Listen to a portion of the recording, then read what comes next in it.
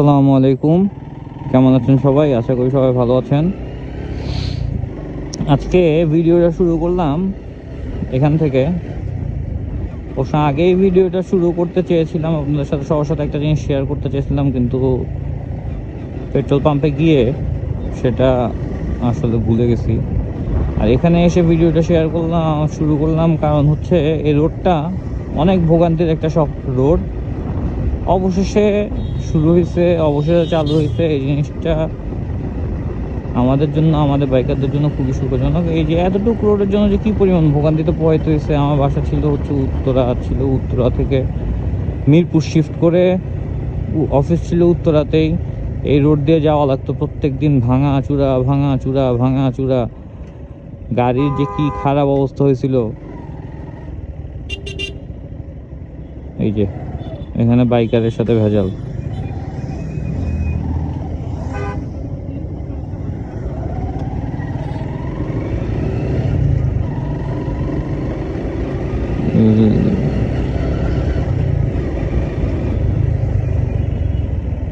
এই রোডটা হায় হায়, রাস্তা হয়ে তো আরো জ্যাম হয়ে আছে।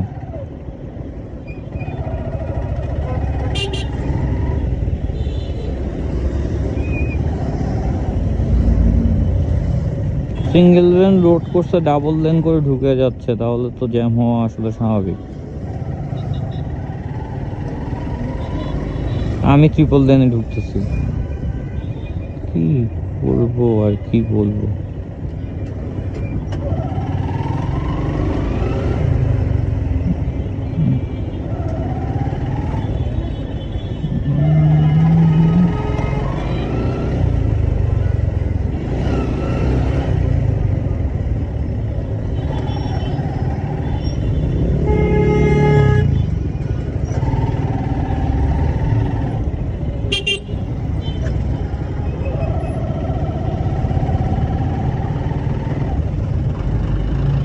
যে জোরে আইলো হয়।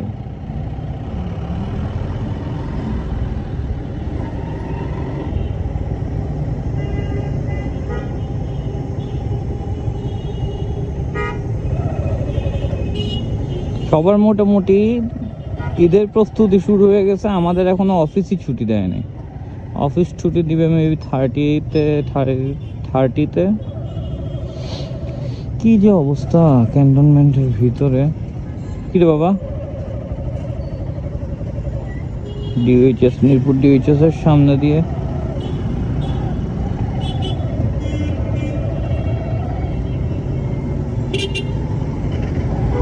এই দেয়ালগুলো আমার কাছে খুব ভালো লাগে। এই দিকে যারা গ্রাফিতি করছে বা গ্রাফিতি করছে, এদের গ্রাফিতিগুলো খুব সুন্দর হয়েছে, জোস গ্রাফিতি হয়েছে।